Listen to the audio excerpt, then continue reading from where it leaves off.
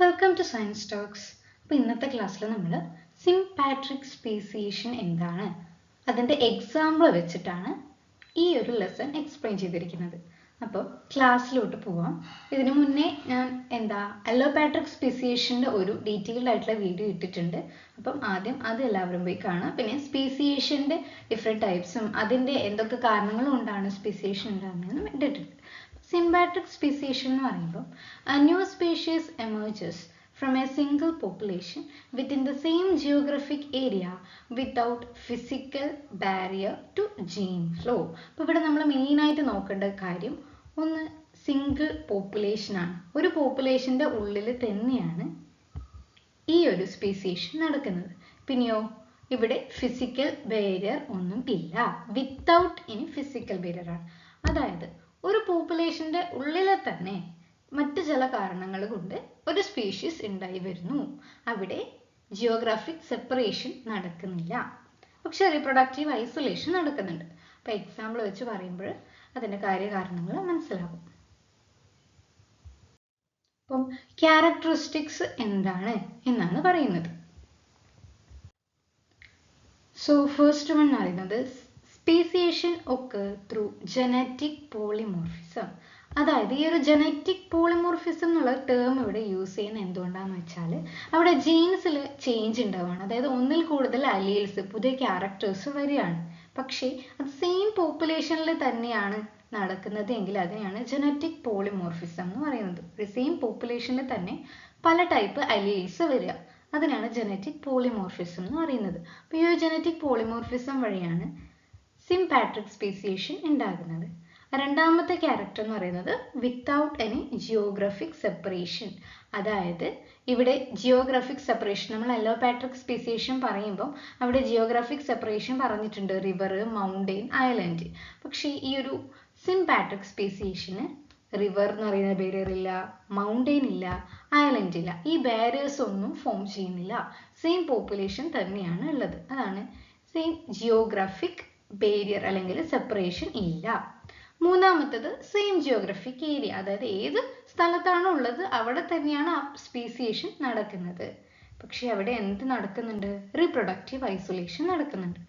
എക്സാമ്പിളിലോട്ട് നമുക്ക് കിടക്കാം. അപ്പോൾ ഈ ഒരു പ്രോസസ്സ് ഒക്കെ മനസ്സിലാവും. എങ്ങനെയാണ് ഒരു ബാരിയർ ഉണ്ടാവുന്നില്ല പക്ഷേ റീപ്രൊഡക്റ്റീവ് ഐസൊലേഷൻ നടക്കുന്നുണ്ട്. അപ്പോൾ അതെങ്ങനെയാണെന്ന് നോക്കാം.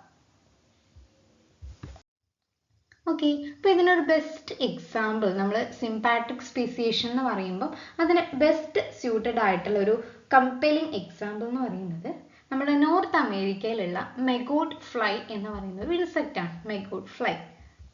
അപ്പം ഈ ഒരു നോർത്ത് അമേരിക്കയിൽ നേറ്റീവായിട്ട് കാണുന്ന അവിടെയുള്ള ഓൾറെഡി ഉള്ള ഒരു ഹോസ്റ്റ് പ്ലാന്റ് ആണ്. ഈ ഒരു മെഗോട്ട് ഫ്ലൈയുടെ എഗ് ലേ ചെയ്യാൻ വേണ്ടിയിട്ട് ഒരു പ്ലാന്റ് ആവശ്യമാണല്ലോ, അതിനാണ് നമ്മൾ ഹോസ്റ്റ് പ്ലാന്റ് എന്ന് പറയുന്നത്. നോർത്ത് അമേരിക്കയിൽ നേറ്റീവായിട്ട് അവിടെ തന്നെ വളരുന്ന ഒരു പ്ലാന്റ് ആണ് ഈ ചിത്രത്തിൽ കാണിച്ചിരിക്കുന്ന ഹോത്തോൺ ഫ്രൂട്ട് എന്ന് പറയുന്നത്. Hawthorne fruit. അപ്പോൾ ഈ ഒരു ഹോത്തോൺ ഫ്രൂട്ടിൽ ലേ ചെയ്യുന്ന സാധാരണ മെഗോട്ട് ഫ്ലൈ ഉണ്ട്. അവിടെ ആദ്യമുള്ള നേറ്റീവായിട്ടുള്ള ഒരു മെഗോട്ട് ഫ്ലൈ. അപ്പോൾ ഇതാണ് നേറ്റീവായിട്ട് നമ്മുടെ നോർത്ത് അമേരിക്കയിൽ കാണുന്ന മെഗോട്ട് ഫ്ലൈ. ഇവയുടെ ഹോസ്റ്റ് പ്ലാന്റ് എന്ന് പറയുന്നത് അവിടെ നേറ്റീവായിട്ടുള്ള ഹോത്തോൺ ഫ്രൂട്ടാണ്. പക്ഷേ ബൈ ടൈം ഈ ഒരു നോർത്ത് അമേരിക്കയിൽ പുതിയൊരു പ്ലാന്റ് ഇൻട്രൊഡ്യൂസ് ചെയ്തു. അതായത് നമ്മുടെ ആപ്പിൾ ഇല്ലേ, ആപ്പിൾ പ്ലാന്റിനെ നമ്മൾ നോർത്ത് അമേരിക്കയിൽ ഇൻട്രൊഡ്യൂസ് ചെയ്തു, അവിടെ എക്സ്പോർട്ട് ചെയ്തു. അപ്പോൾ ഈ ഒരു ആപ്പിൾ പ്ലാന്റും കൂടി ഈ ഒരു ഹോത്തോൺ പ്ലാന്റിൻ്റെ കൂടെ പ്ലാന്റ് അഗ്രികൾച്ചറിൽ യൂസ് ചെയ്യാൻ തുടങ്ങിയപ്പോൾ ഇതിലുള്ള ചില മെഗോട്ട് ഫ്ലൈസ് എന്ത് ചെയ്യാൻ തുടങ്ങി? ആപ്പിൾ പ്ലാന്റിൽ പോയിട്ട് അവരുടെ എഗ്ഗ് ലേ ചെയ്യാൻ വേണ്ടി തുടങ്ങി. അപ്പോൾ എന്തായി? ഈ ആദ്യമുള്ള മെഗോട്ട് ഫ്ലൈ എന്ന് പറയുന്നത് ഇതിൽ മാത്രമേ, ഹോത്തോൺ ഫ്രൂട്ടിൽ മാത്രമേ എഗ്ഗ് ലേ ചെയ്യുന്നുള്ളായിരുന്നു. പക്ഷേ ആപ്പിൾ എന്ന് പറയുന്ന പുതിയൊരു പ്ലാന്റ് ഇൻട്രൊഡ്യൂസ് ചെയ്തതിന് ശേഷം ചില ചില ഫ്രൂട്ട് ഫ്ലൈ, ആ ഒരു മെഗോട്ട് ഫ്ലൈ എന്ന് പറയുന്നത് ആപ്പിളിൻ്റെ അകത്തും എഗ്ഗ് ലേ ചെയ്യാൻ വേണ്ടി തുടങ്ങി. അപ്പോൾ അതിനെയാണ് ആപ്പിൾ മെഗോട്ട് ഫ്ലൈ എന്ന് പറയുന്നത്. ഇവർക്ക് ചില ജനറ്റിക് ചേഞ്ചസ് ഒക്കെ വരാൻ വേണ്ടി തുടങ്ങി ബൈ ടൈം. ആദ്യം അവരുടെ ഹോസ്റ്റ് ചേഞ്ച് ആയി, ഹോസ്റ്റ് പ്രിഫറൻസ് എവല്യൂഷൻ വഴി ചേഞ്ച് ആയി.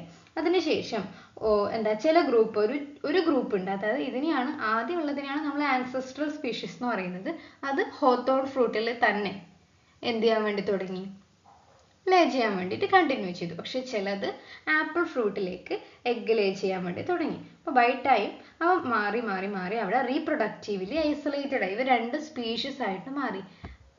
ഇവരും തമ്മിൽ റീപ്രൊഡക്റ്റീവായിട്ട് ഐസൊലേറ്റഡ് ആയി. അതായത് ഈ ഒരു ഹോത്തോൺ മാഗോട്ട് ഫ്ലൈയും ആപ്പിൾ മെഗോട്ട് ഫ്ലൈയും തമ്മിൽ റീപ്രൊഡക്റ്റീവ്ലി ഐസൊലേറ്റഡ് ആയി പുതിയ ജനറ്റിക് ചേഞ്ചസ് അവരിലേക്ക് വരാൻ വേണ്ടി തുടങ്ങി. അങ്ങനെ അവർ രണ്ടും രണ്ട് സ്പീഷീസ് ആയിട്ട് മാറി.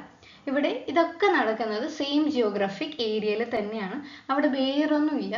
ഇവിടെ എന്താ കാരണം? ഒരു പുതിയൊരു ട്രീ അവിടെ കോൺട്രിബ്യൂട്ട് ചെയ്തു, അല്ലെങ്കിൽ പുതിയൊരു നേറ്റീവ് ട്രീക്ക് പകരം വേറൊരു ട്രീ അവിടെ ഇൻട്രൊഡ്യൂസ് ചെയ്തു. അതേപോലെ കുറേ എക്സാമ്പിൾസ് ഉണ്ട് ഈ ഒരു സിക്ലിഡ് ഫിഷ് പോപ്പുലേഷൻ എന്നൊക്കെ പറഞ്ഞിട്ട്. അപ്പോൾ ഇതാണ് നമ്മൾ എന്താണെന്ന് ചോദിക്കുമ്പോൾ ബെസ്റ്റ് ആയിട്ട് എക്സാമ്പിൾ ആയിട്ട് എഴുതാൻ പറ്റും.